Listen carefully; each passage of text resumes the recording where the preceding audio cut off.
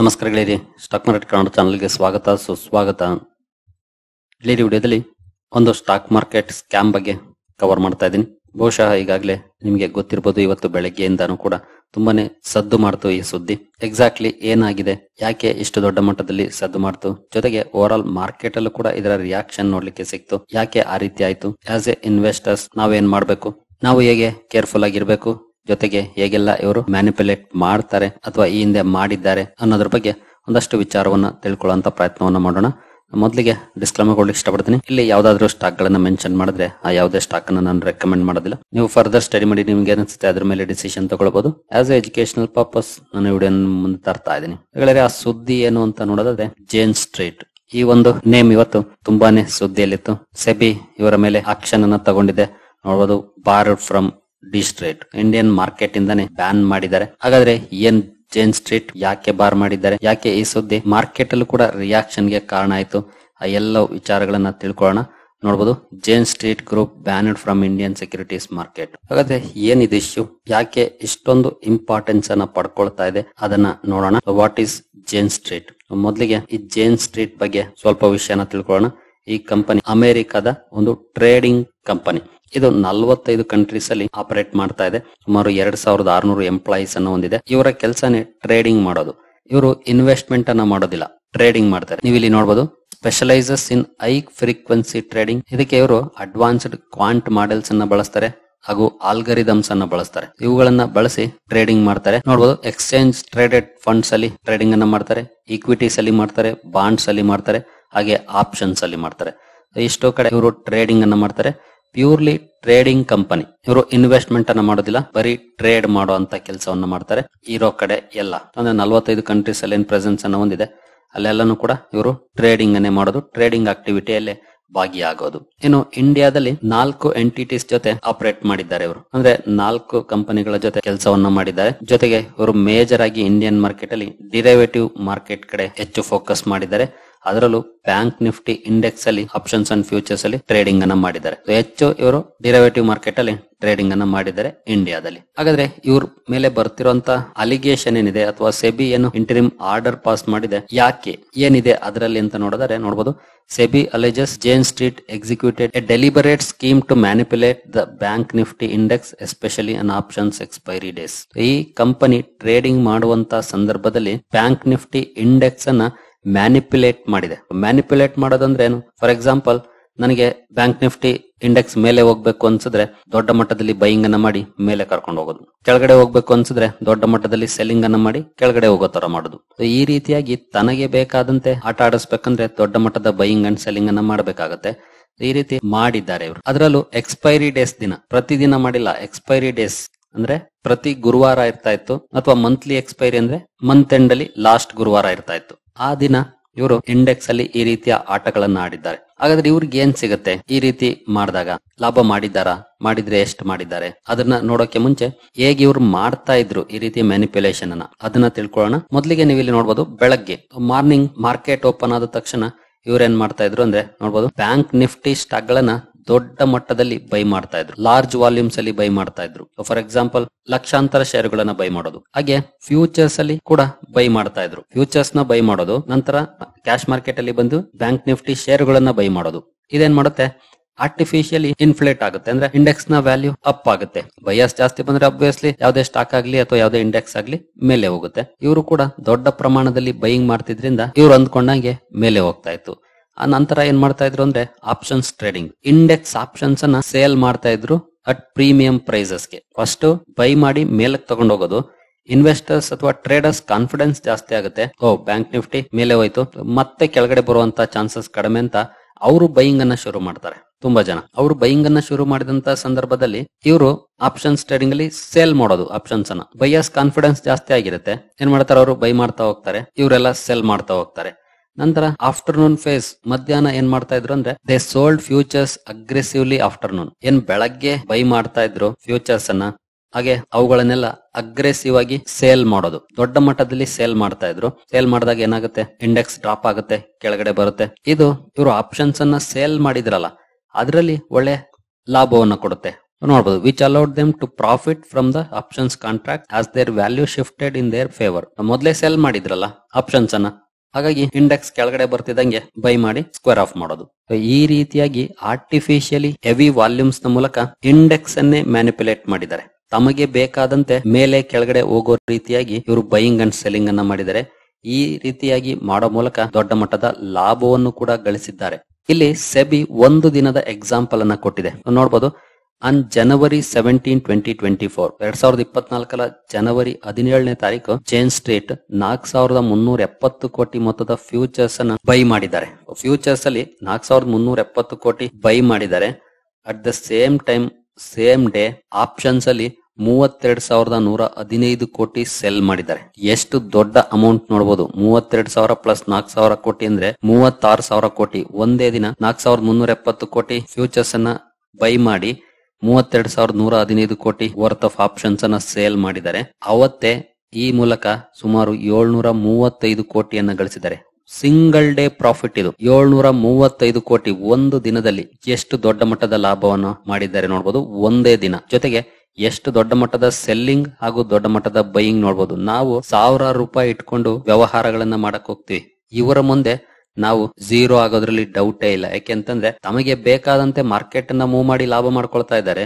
ಇಲ್ಲಿ ಬರ್ಬಾದ್ ಆಗೋದು ಯಾರು? ನಮ್ಮ ನಿಮ್ಮಂತ ಸಣ್ಣ ಟ್ರೇಡರ್ಸ್. ಇನ್ವೆಸ್ಟರ್ಸ್ ಬರ್ಬಾದ್ ಆಗೋದಿಲ್ಲ. ಇನ್ವೆಸ್ಟರ್ಸ್ ಲಾಂಗ್ ಟರ್ಮ್ ಇನ್ವೆಸ್ಟ್ಮೆಂಟ್ ಮಾಡಿ ಸುಮ್ಮನಿರ್ತಾರೆ, ಮಧ್ಯೆ ಸಣ್ಣ ಪುಟ್ಟ ವೊಲಟಿಲಿಟಿಗೆ ತಲೆ ಕೆಡಿಸ್ಕೊಳ್ಳೋದಿಲ್ಲ.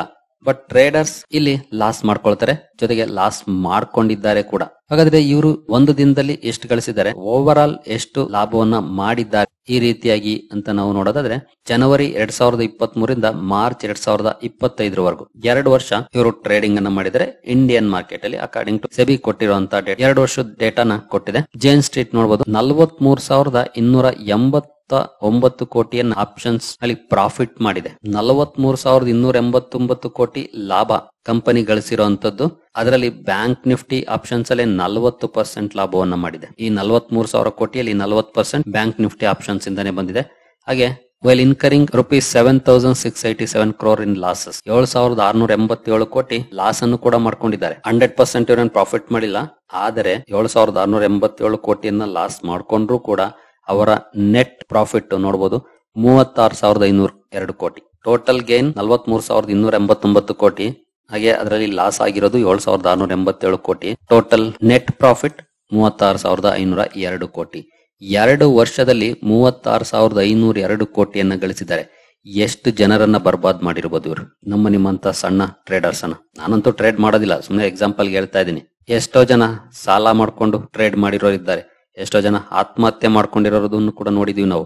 ಈ ರೀತಿಯಾಗಿ ಇವರು ಮಾರ್ಕೆಟ್ ನೇ ತಮಗೆ ಬೇಕಾದಂತೆ, ಅದರಲ್ಲೂ ಮಾರ್ಕೆಟ್ ಅಂದ್ರೆ ಇಂಡೆಕ್ಸ್ ಅನ್ನ ಎಸ್ಪೆಷಲಿ ಎಕ್ಸ್ಪೈರಿ ಡೇಸ್ ತಮಗೆ ಬೇಕಾದಂತೆ ಮೂವ್ ಮಾಡಿಕೊಂಡು 36,500 ಕೋಟಿಯನ್ನ ಗಳಿಸಿದ್ದಾರೆ. ಬಹುಶಃ ಇದು ನಮ್ಮ ಇಂಡಿಯನ್ ಮಾರ್ಕೆಟ್ ನ ಹಿಸ್ಟ್ರಿಯಲ್ಲಿ ಮೊದಲನೇ ಸಲ ಅನ್ಸುತ್ತೆ ಈ ರೀತಿಯ ಸ್ಕ್ಯಾಮ್ ಅಥವಾ ಮಾರ್ಕೆಟ್ ಮ್ಯಾನಿಪ್ಯುಲೇಷನ್ ನೋಡ್ತಾ ಇರೋದು. ಇದಕ್ಕೆ ಸಂಬಂಧಪಟ್ಟಂತೆ ಈಗ ಸೆಬಿ ಆಕ್ಷನ್ ಅನ್ನ ತಗೊಂಡಿದೆ. ಯೂಶುವಲಿ ವಾಲ್ಯೂಮ್ಸ್ ರೈಸ್ ಆಗುತ್ತಲ್ಲ, ಆಗ ಗೊತ್ತಾಗುತ್ತೆ ಎಕ್ಸ್ಚೇಂಜಸ್ಗೆ, ಈಸಿಯಾಗಿ ಐಡೆಂಟಿಫೈ ಮಾಡ್ತಾರೆ. ಬಟ್ ಯೂಶುವಲಿ ಏನಾಗುತ್ತೆ ಇಲ್ಲಿ ಸಮಸ್ಯೆ ಅಂದ್ರೆ ಅದು ಎನ್ಕ್ವೈರಿ ಮಾಡ್ಲಿಕ್ಕೆ ಸಾಕಷ್ಟು ಸಮಯ ತಗೊಳುತ್ತೆ. ನಾವೀಗ ತಾನೇ ನೋಡಿದ್ವಲ್ಲ, ಜನವರಿ 2024 ಒಂದೇ ದಿನ ದೊಡ್ಡ ಮಟ್ಟದ ಲಾಭವನ್ನು ಮಾಡಿರುವಂತದ್ದು. ಅದ್ ನಮ್ಗೆ ಗೊತ್ತಾಗಿರೋದು ಅಥವಾ ಗೊತ್ತಾಗಿದ್ರು ಕೂಡ ಸೆಬಿ ಇಲ್ಲಿವರೆಗೂ ಎನ್ಕ್ವೈರಿ ಮಾಡಿ ರಿಪೋರ್ಟ್ ಕೊಟ್ಟಿರೋದು ಇವತ್ತು ಜುಲೈ 4ನೇ ತಾರೀಕು 2025 1.5 ವರ್ಷ. ಇದು ಸ್ವಲ್ಪ ಪ್ರಾಬ್ಲಮ್ ಅಂತಾನೆ ಹೇಳ್ಬೋದು. ಬೇಗ ಔಟ್ಕಮ್ ಬಂದ್ರೆ ಇನ್ನೂ ಒಂದಷ್ಟು ಈ ರೀತಿಯ ಮಾರ್ಕೆಟ್ ಮ್ಯಾನಿಪ್ಯುಲೇಷನ್ ಗಳನ್ನ ತಾಡಿಬಹುದಾಗಿರುತ್ತೆ. ಇನ್ನು ರಿಟೇಲ್ ಇನ್ವೆಸ್ಟರ್ ಗಳನ್ನ ಇದು ಮಿಸ್ಲೆಡ್ ಮಾಡಿದೆ.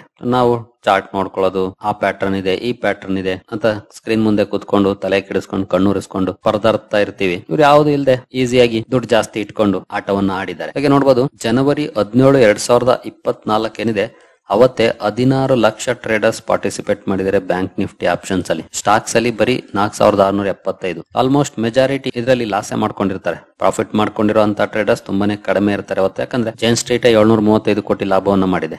ಇನ್ನು ಟೋಟಲ್ 2024 ನೋಡಬಹುದು ರಿಟೇಲ್ ಇನ್ವೆಸ್ಟರ್ಸ್ 610 ಬಿಲಿಯನ್ ಲಾಸ್ ಮಾಡ್ಕೊಂಡಿದ್ದಾರೆ ಫ್ಯೂಚರ್ಸ್ ಅಂಡ್ ಆಪ್ಷನ್ಸ್ ಅಲ್ಲಿ. ಹಾಗಾಗಿನೇ ಸೆಬಿ ಇತ್ತೀಚೆಗೆ ಸಾಕಷ್ಟು ರಿಸ್ಟ್ರಿಕ್ಷನ್ಸ್ ಅನ್ನ ಹಾಕಿರೋದು ಆಪ್ಷನ್ಸ್ ಫ್ಯೂಚರ್ಸ್ ಗೆ. ಒಂಥರ ಗ್ಯಾಂಬ್ಲಿಂಗ್ ತರ ಆಗೋಗ್ಬಿಟ್ಟಿತ್ತು. ಆಕ್ಚುಲಿ ಗ್ಯಾಂಬ್ಲಿಂಗ್ ಅಂದ್ರೆ ತಪ್ಪಾಗುತ್ತೆ ಇದನ್ನು, ಬಟ್ ನಮ್ ಜನ ಹಂಗೆ ಮಾಡ್ಕೊಂಡಿದ್ದು. ನಾನಂತೂ ಯಾವಾಗ್ಲೂ ಹೇಳ್ತಾ ಇರ್ತೀನಿ, ಟ್ರೇಡಿಂಗ್ ಹಾಗೂ ಶಾರ್ಟ್ ಟರ್ಮ್ ಎರಡ್ರ ಬಗ್ಗೆನೂ ತಲೆ ಕೆಡಿಸ್ಕೊಳ್ಬೇಡಿ, ಲಾಂಗ್ ಟರ್ಮ್ ಗೆ ಇನ್ವೆಸ್ಟ್ ಮಾಡಿ ಅಂತ. ಬಟ್ ತುಂಬಾ ಜನರಿಗೆ ಬೇಗ ಶ್ರೀಮಂತರಾಗ್ಬೇಕು ಅನ್ನೋ ಅಂತ ಆಸೆ. ಆ ಆಸೆ ಈ ರೀತಿ ಲಾಸ್ ಮಾಡ್ಕೊಳ್ಳಿಕ್ಕೂ ಕೂಡ ಕಾರಣ ಆಗುತ್ತೆ. ಅದರಿಂದ ಪಾಠ ಕಲಿಯೋದೇ ಇಲ್ಲ ತುಂಬಾ ಜನ. ಈಗ ಸೆಬಿ ಬ್ಯಾನ್ ಮಾಡಿದೆ, ಜೊತೆಗೆ ಇನ್ನು ಬೇರೆ ಯಾವ ಆಕ್ಷನ್ ಅನ್ನ ತಗೊಂಡಿದೆ ಅಂತ ನೋಡಿದ್ರೆ, ಈ ಕಂಪನಿಯ ಜೊತೆ ಅಫಿಲಿಯೇಟ್ ಆಗಿದ್ದಂತ ಕಂಪನೀಸ್ ಏನಿದ್ವು ಅಂದ್ರೆ 4 ಕಂಪನೀಸ್ ನೋಡಿದ್ವಲ್ಲ ಇಂಡಿಯಾದಲ್ಲಿ ಆಪರೇಟ್ ಮಾಡ್ತಿದ್ದು, ಅವುಗಳನ್ನ ಇಂಡಿಯನ್ ಮಾರ್ಕೆಟ್ಸ್ ಇಂದ ಬ್ಯಾನ್ ಮಾಡಿದೆ. ಜೊತೆಗೆ ಫೈನಾನ್ಷಿಯಲ್ ಪೆನಾಲ್ಟಿ ಕೂಡ ಹಾಕಿದೆ. ರೆಗ್ಯುಲೇಟರ್ 4844 ಕೋಟಿ ಕಂಪನಿಯ ಲಾಭ ಏನಿತ್ತು ಅಂದ್ರೆ ಅನ್ಲಾಫುಲ್ ಗೇನ್ಸ್ ಅಂತ ಅದನ್ನ ಫ್ರೋಸ್ ಮಾಡಿದೆ. ಜೊತೆಗೆ ಇದನ್ನ ಎಸ್ಕ್ರೋ ಅಕೌಂಟ್ ಕೂಡ ಮೂವ್ ಮಾಡಿದೆ. ಇವರು ಫ್ಯೂಚರ್ಸ್ ಅಲ್ಲಿ ಲಾಸ್ ಮಾಡ್ಕೊಂಡು ಆಪ್ಷನ್ಸ್ ಅಲ್ಲಿ ಲಾಭವನ್ನ ಮಾಡ್ಕೊಂಡಿದ್ದಾರೆ. ಜೊತೆಗೆ ಜೇನ್ ಸ್ಟ್ರೀಟ್ ಇದನ್ನ ಡಿಫೆಂಡ್ ಕೂಡ ಮಾಡ್ಕೊಳ್ತಾರೆ. ಒಪ್ಕೊಂಡ್ಬಿಟ್ಟು ಯಾರು ಸುಮ್ನೆ ಹೋಗೋದಿಲ್ಲ, ಅವರು ಡಿಫೆಂಡ್ ಮಾಡ್ಕೊಳ್ಳೋಕು ಕೂಡ ಟ್ರೈ ಮಾಡ್ತಾರೆ ಈ ಅಲಿಗೇಷನ್ಸ್ ಅನ್ನ. ಜೊತೆಗೆ ರೆಗ್ಯುಲೇಟರ್ ಜೊತೆ ನಾವು ಇದ್ರ ಬಗ್ಗೆ ಎಂಗೇಜ್ ಆಗಿ ಮಾತಾಡ್ತೀವಿ ಅಂತ ಕೂಡ ಹೇಳಿದ್ದಾರೆ ಈಗಾಗಲೇ. ಜೊತೆಗೆ ಮಾರ್ಜಿನ್ ಡೆಪಾಸಿಟ್ಸ್ ವಿಚಾರಕ್ಕೆ ಬಂದ್ರೆ 15,000 ಕೋಟಿ ಇದೆ. ಅಂದ್ರೆ ಸೆಬಿಎನ್ 4800 ಕೋಟಿ ಪೆನಾಲ್ಟಿ ಹಾಕಿದೆ. ಅದರಿಂದ ಇವರನ್ನು ತಪ್ಪಿಸ್ಕೊಳಕ್ ಆಗುದಿಲ್ಲ. ಯಾಕೆಂತಂದ್ರೆ ಅದಕ್ಕಿಂತ ಜಾಸ್ತಿ ಅಮೌಂಟ್ ಈಗಾಗಲೇ ಮಾರ್ಕೆಟ್ ಅಲ್ಲಿ ಇದೆ. ಗವರ್ನಮೆಂಟ್ ಸೆಕ್ಯೂರಿಟೀಸ್ ಅಲ್ಲಿ, ಹಾಗೆ ಹಲವಾರು ಫಂಡ್ಸ್ ಅಲ್ಲಿ ಕಂಪನಿಯ ಅಮೌಂಟ್ ಇದೆ. ಹಾಗಾಗಿ ಯಾವುದೇ ಕಾರಣಕ್ಕೂ ಪೆನಾಲ್ಟಿಯಿಂದ ತಪ್ಪಿಸ್ಕೊಳಕ್ಕೆ ಆಗೋದಿಲ್ಲ. ಕಂಪನಿ ಅದಕ್ಕಿಂತ ಜಾಸ್ತಿ ಹಣ ಈಗಾಗಲೇ ಇಂಡಿಯನ್ ಮಾರ್ಕೆಟ್ ಅಲ್ಲಿ ಇದೆ ಅವ್ರದ್ದು. ಅದನ್ನ ತೆಗಿಬೇಕು ಅಂದ್ರೆ ಸೆಬಿ ಅಪ್ರೂವಲ್ ಬೇಕಾಗುತ್ತೆ. ಹಾಗಾಗಿ ಪೆನಾಲ್ಟಿಯಿಂದ ತಪ್ಪಿಸ್ಕೊಳಕ್ ಆಗೋದಿಲ್ಲ. ಇನ್ನು ಇದರಿಂದ ಏನಾಗುತ್ತೆ, ಆಕ್ಚುಲಿ ಇದರಿಂದ ಆಗುವಂತ ಮೊದಲನೇ ಇಂಪ್ಯಾಕ್ಟ್ ಅಂದ್ರೆ ಮಾರ್ಕೆಟ್ ಬಗ್ಗೆ ಇರುವಂತ ನಂಬಿಕೆ ಹೊರಟೋಗುತ್ತೆ. ಮೊದಲನೇದಾಗಿ, ಫಾರ್ ಎಕ್ಸಾಂಪಲ್, ನೀವು ಯಾರನ್ನಾದ್ರೂ ಮಾರ್ಕೆಟ್ ಅಲ್ಲಿ ಲಾಸ್ ಮಾಡ್ಕೊಂಡಿರೋನ್ನ ಕೇಳಿ, ಅದರಲ್ಲೂ ಆಪ್ಷನ್ಸ್ ಅಂಡ್ ಫ್ಯೂಚರ್ಸ್ ಅಲ್ಲಿ ಲಾಸ್ ಮಾಡ್ಕೊಂಡಿದ್ದು ಅವರನ್ನ ಕೇಳಿ ಏನ್ ಹೇಳ್ತಾರೆ ಅಂತ, ಈ ಮಾರ್ಕೆಟ್ ಸವಾಸ ಸಾಕಪ್ಪ, ಮಾರ್ಕೆಟ್ ಸರಿ ಇಲ್ಲ, ಗ್ಯಾಂಬ್ಲಿಂಗ್, ಅದು ಇದು ಏನೇನೋ ಕತೆ ಹೇಳ್ತಾರೆ. ಬಟ್ ಆಕ್ಚುಲಿ ಮಾರ್ಕೆಟ್ ಸರಿ ಇದೆ, ನಾವು ಅದನ್ನ ಸರಿಯಾಗಿ ಬಳಸ್ಕೊಳ್ತಿಲ್ಲ ಅಷ್ಟೇ. ಬಟ್ ಅದನ್ನ ನಾವ್ ಯಾರು ಹೇಳ್ಕೊಳತಿಲ್ಲ, ರೆಡಿ ಇರೋದಿಲ್ಲ. ನಮ್ಗೆ ಏನ್ ಅಡ್ವಾಂಟೇಜ್ ಆಗುತ್ತೋ ಅದನ್ನ ಬಿಟ್ಟು ಡಿಸ್ಅಡ್ವಾಂಟೇಜ್ ಆಗೋದನ್ನ ಹೇಳ್ಕೊಳ್ಳೋದು. ಅದು ಹ್ಯೂಮನ್ ಸೈಕಾಲಜಿ. ಮೊದಲಿಗೆ ನಂಬಿಕೆ ಮೇಲೆ ಹೊಡೆತ ಬೀಳುತ್ತೆ. ಜೊತೆಗೆ ಗ್ಲೋಬಲ್ ಟ್ರೇಡಿಂಗ್ ಹೌಸಸ್ ಅಂದ್ರೆ ಸಾವಿರಾರು ಕೋಟಿ ಇಟ್ಕೊಂಡು ಮಾರ್ಕೆಟ್ಗೆ ಬರೋರು ಹೇಗೆ ಬೇಕಾದ್ರೂ ಆಟ ಆಡಬಹುದು ಅನ್ನೋದನ್ನ ತೋರಿಸುತ್ತೆ. ಹಾಗೆ ಟ್ರಾನ್ಸ್ಪರೆನ್ಸಿ ಇಲ್ಲ ಅನ್ನೋದನ್ನ ತೋರಿಸುತ್ತೆ. ಟ್ರಾನ್ಸ್ಪರೆನ್ಸಿ ಅಂಡ್ ಫೇರ್ನೆಸ್ ತುಂಬಾ ಇಂಪಾರ್ಟೆಂಟ್ ಆಗುತ್ತೆ. ಸಾಧ್ಯವಾದಷ್ಟು ಈ ರೀತಿಯ ಇಶ್ಯೂಸ್ ಬಂದಾಗ ಬೇಗ ಔಟ್ಕಮ್ ಬರಬೇಕು.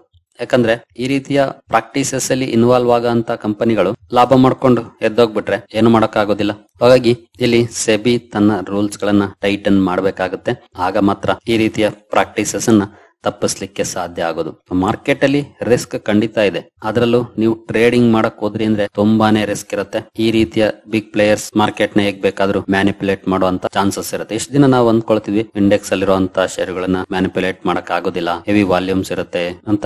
ಬಟ್ ಅದೇ ಹೆವಿ ವಾಲ್ಯೂಮ್ಸ್ ಅನ್ನ ಇವರು ಕ್ರಿಯೇಟ್ ಮಾಡಿ ಮ್ಯಾನಿಪುಲೇಟ್ ಮಾಡಬಹುದು ಅನ್ನೋದನ್ನ ತೋರಿಸಿದ್ದಾರೆ. ಅದರಲ್ಲೂ ನಾವು ಪರ್ಟಿಕ್ಯುಲರ್ ಸ್ಟಾಕ್ ಗಳ ಬಗ್ಗೆ ಮಾತಾಡ್ತಾ ಇದ್ವಿ, ಇವರು ಇಂಡೆಕ್ಸ್ ಅನ್ನೇ ಮ್ಯಾನಿಪುಲೇಟ್ ಮಾಡಿದ್ದಾರೆ. ಖಂಡಿತ ಇದು ಕನ್ಸರ್ನಿಂಗ್ ಇಶ್ಯೂ. ಇದನ್ನ ಅಡ್ರೆಸ್ ಮಾಡಲೇಬೇಕಾಗುತ್ತೆ. ಈ ರೀತಿಯ ಪ್ರಾಕ್ಟೀಸಸ್ ಅಲ್ಲಿ ಇನ್ವಾಲ್ವ್ ಆಗುವಂತ ಕಂಪನೀಸ್ಗೆ ದೊಡ್ಡ ಹೊಡೆತವನ್ನ ಕೊಡ್ಲೇಬೇಕು.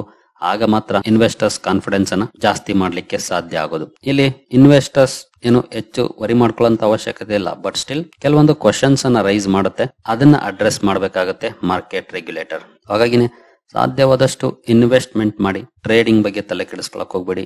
ಶಾರ್ಟ್ ಟರ್ಮ್ ಬಗ್ಗೆ ಕೂಡ ತಲೆ ಕೆಡಿಸ್ಕೊಳಕ್ ಹೋಗ್ಬೇಡಿ. ಯಾಕಂದ್ರೆ ಮಾರ್ಕೆಟ್ ಯಾವತ್ತು ಒಂದೇ ತರದಲ್ಲಿ ಮೂವ್ ಆಗೋದಿಲ್ಲ. ವಾಲಟಿಲಿಟಿ ಇದ್ದೇ ಇರುತ್ತೆ. ನಿನ್ನೆ ರ್ಯಾಲಿ ಬಂದಂತ ಸ್ಟಾಕ್ ಅಲ್ಲಿ ಇವತ್ತು ಡೌನ್ ಫಾಲ್ ಬರ್ಬೋದು ಅಥವಾ ಕ್ರಾಶ್ ಆಗ್ಬೋದು. ಇವತ್ತು ಕೆಲವು ಸ್ಟಾಕ್ ಗಳಲ್ಲಿ ಆಗಿದೆ. ಅದನ್ನು ಕೂಡ ನೆಕ್ಸ್ಟ್ ವಿಡಿಯೋದಲ್ಲಿ ನಾನು ಕವರ್ ಮಾಡ್ತೀನಿ ಯಾಕೆ ಅಂತ. ಹಾಗಾಗಿ ಲಾಂಗ್ ಟರ್ಮ್ ಇನ್ವೆಸ್ಟ್ಮೆಂಟ್ ಕಡೆ ಫೋಕಸ್ ಮಾಡಿದ್ರೆ ಈ ರೀತಿಯಾಗಿ ಲಾಸ್ ಮಾಡ್ಕೊಳ್ಳೋಂತ ಚಾನ್ಸಸ್ ಕಡಿಮೆ ಇರುತ್ತೆ, ಲಾಭ ಮಾಡ್ಕೊಳ್ಳೋಂತ ಚಾನ್ಸಸ್ ಜಾಸ್ತಿ ಇರುತ್ತೆ. ಹಾಗಾಗಿ ನಮ್ಗೆ ಏನ್ ಅಡ್ವಾಂಟೇಜ್ ಆಗುತ್ತೋ ಅದನ್ನ ನಾವು ಮಾಡ್ಬೇಕು. ಯಾವುದು ಕೂಡ ಓವರ್ ನೈಟ್ ಸಿಗೋದಿಲ್ಲ. ಓವರ್ ನೈಟ್ ಸಿಕ್ಕಿದ್ರು ಅದಕ್ಕೆ ವ್ಯಾಲಿಡಿಟಿ ಜಾಸ್ತಿ ದಿನ ಇರೋದಿಲ್ಲ. ಯಾವತ್ತೋ ಒಂದಿನ ನೀವು ಟ್ರೇಡಿಂಗ್ ಅಲ್ಲಿ ಒಳ್ಳೆ ಲಾಭವನ್ನ ಮಾಡಬಹುದು, ಆದ್ರೆ ನೆಕ್ಸ್ಟ್ ಡೇ ಅದಕ್ಕಿಂತ ಜಾಸ್ತಿ ನಷ್ಟವನ್ನ ಮಾಡ್ಕೊಳ್ಬಹುದು. ಅಥವಾ ಓವರ್ ಆಲ್ ಇಯರ್ ಎಂಡ್ ನಾವು ಚೆಕ್ ಮಾಡಿದ್ರೆ ಎಷ್ಟು ಲಾಭವನ್ನ ಮಾಡಿದ್ವಿ ಅಂತ ಅದು ಝೀರೋನು ಆಗಿರ್ಬೋದು, ನೆಗೆಟಿವ್ ಆಗಿರ್ಬೋದು. ಹಾಗಾಗಿ ಇನ್ವೆಸ್ಟ್ಮೆಂಟ್ ಕಡೆ ಕಾನ್ಸಂಟ್ರೇಟ್ ಮಾಡಿ ಖಂಡಿತ ಒಳ್ಳೆ ರಿಟರ್ನ್ಸ್ ಅನ್ನ ಪಡ್ಕೊಳ್ಬಹುದು. ಬಟ್ ಲಾಂಗ್ ಟರ್ಮ್ ಕಾಯ್ಬೇಕಾಗುತ್ತೆ ಇನ್ವೆಸ್ಟ್ಮೆಂಟ್ ಅಲ್ಲಿ. ಆ ತಾಳ್ಮೆ ಇರಬೇಕು. ಹಾಗೆ ಇಲ್ಲಿ ಸೆಬಿ ಕೊಟ್ಟಿರುವಂತಹ ಡೇಟಾದಲ್ಲಿ ಒಂದು ಮಾಹಿತಿಯನ್ನ ಕೊಟ್ಟಿದೆ. ಎಸ್ಪೆಷಲಿ ಇದು ಜನವರಿ 2024 17ನೇ ತಾರೀಕಿತ್ತಲ್ಲ, ಆ ಡೇಟ್ ದಿನ ನಿಫ್ಟಿ ಬ್ಯಾಂಕ್ ಇಂಡೆಕ್ಸ್ ಅಲ್ಲಿ ತಗೊಂಡಿರುವಂತ ಸ್ಟಾಕ್ ಪೊಸಿಷನ್ಸ್ ಇದು. Over all by traded value ಏನಿತ್ತು ಅದರ ಪರ್ಸೆಂಟೇಜ್ ನೋಡಬಹುದು. HDFC ಬ್ಯಾಂಕ್ ಅಲ್ಲಿ 5.75% ವ್ಯಾಲ್ಯೂ ಬೈ ಮಾಡಿದ್ದಾರೆ ಜೇನ್ ಸ್ಟ್ರೀಟ್ ಅವರು. ಅಂದ್ರೆ ಓವರ್ ಆಲ್ ಅವತ್ತಿನ ಟ್ರೇಡೆಡ್ ವ್ಯಾಲ್ಯೂ ಬೈ ಸೈಡ್ ಇದ್ದಂತ ವ್ಯಾಲ್ಯೂ. ಹಾಗೆ SBI ಅಲ್ಲಿ ನೋಡಬಹುದು 25% ಬೈ ಮಾಡಿದ್ದಾರೆ. ಅಂದ್ರೆ ಒಂದೇ ದಿನ 100 ರೂಪಾಯಿ ಸರ್ಕ್ಯುಲೇಟ್ ಆಗ್ತಿದೆ ಅಂದ್ರೆ 25 ರೂಪಾಯಿ ಜೇನ್ ಸ್ಟ್ರೀಟ್ ಇದೆ. ಇಷ್ಟು ದೊಡ್ಡ ಇಂಡೆಕ್ಸ್ ಅಲ್ಲಿ, ದೊಡ್ಡ ಸ್ಟಾಕ್ ಅಲ್ಲಿ ಈ ರೀತಿಯಾಗಿ ಅವರು ತಮಗೆ ಬೇಕಾದಂತೆ ಮೂವ್ ಮಾಡ್ಕೊಂಡಿರೋದು ಇಂಡೆಕ್ಸ್ ಅನ್ನ. ಸರಿಗಳಿರಿ, ಈ ಜೇನ್ ಸ್ಟ್ರೀಟ್ ಇಶ್ಯೂ ಬಗ್ಗೆ ಒಂದಷ್ಟು ವಿಷಯಗಳು ನಿಮ್ಗೆ ಗೊತ್ತಾಗಿದೆ ಅಂದ್ಕೊಳ್ತೀನಿ. ಜೊತೆಗೆ ಟ್ರೇಡಿಂಗ್ ಯಾಕೆ ಕಷ್ಟ, ಅದರಲ್ಲಿ ಲಾಭ ಮಾಡುವಂತ ಚಾನ್ಸಸ್ ಕಡಿಮೆ ಅನ್ನೋದು ಕೂಡ ಪ್ರಾಕ್ಟಿಕಲ್ ಆಗಿ ಅರ್ಥ ಆಗಿದೆ ಅಂದ್ಕೊಳ್ತೀನಿ. ನಾವು ಎಷ್ಟೇ ಟೆಕ್ನಿಕಲ್ಸ್ ಅನ್ನ ಕಲ್ತು ಸ್ಕ್ರೀನ್ ಮುಂದೆ ಕೂತ್ರು ಈ ರೀತಿಯ ಬಿಗ್ ಪ್ಲೇಯರ್ಸ್ ಈಸಿಯಾಗಿ ನಮ್ಮನ್ನ ಲಾಸ್ ನ ಆಳದಲ್ಲಿ ಕೆಡವಬಹುದು ಅನ್ನೋದು ಅರ್ಥ ಆಗಿದೆ. ಹಾಗಾಗಿನೇ ಫೋಕಸ್ ಆನ್ ಇನ್ವೆಸ್ಟ್ಮೆಂಟ್ಸ್. ಸರಿ ಗೆಳೆಯರೆ, ಈ ವಿಡಿಯೋ ನಿಮಗೆ ಇಷ್ಟ ಆಗಿದೆ ಅಂದ್ಕೊಳ್ತೀನಿ. ಮುಂದಿನ ವಿಡಿಯೋದಲ್ಲಿ ಸಿಗೋಣ. ಅಲ್ಲಿವರೆಗೂ ಜೈ ಹಿಂದ್, ಜೈ ಕರ್ನಾಟಕ.